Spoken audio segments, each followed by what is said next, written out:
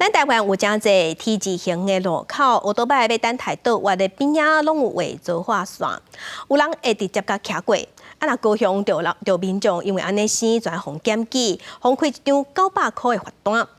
过即件代志即马伫网络是引起讨论，因为有人认为讲开罚单无合理。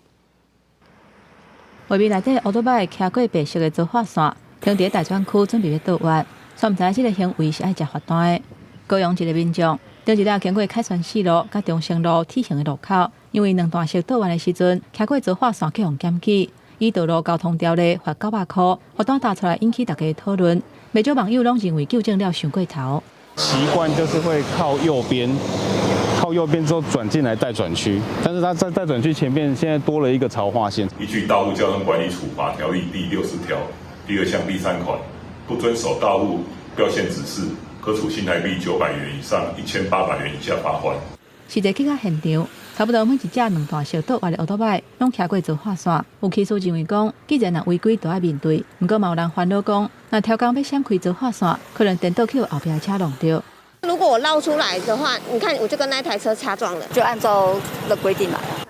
根据警方的统计，今年到单为止，这个路口因为无遵守漂线指示违规的案件已经有10件，而且毋但这个路口，真侪T型的路口大专区边啊，拢有画造化线。交通局解说，造化线的意义就等于是障碍物，是为了降低大专区的乌多摆去后要直行的车弄到的风险。如果没有办法设置待转的停车弯的话，那因为了避免在待转区可能会跟后方的直行车辆会发生碰撞的风险，所以在机车左转待转区前面会画设潮化线。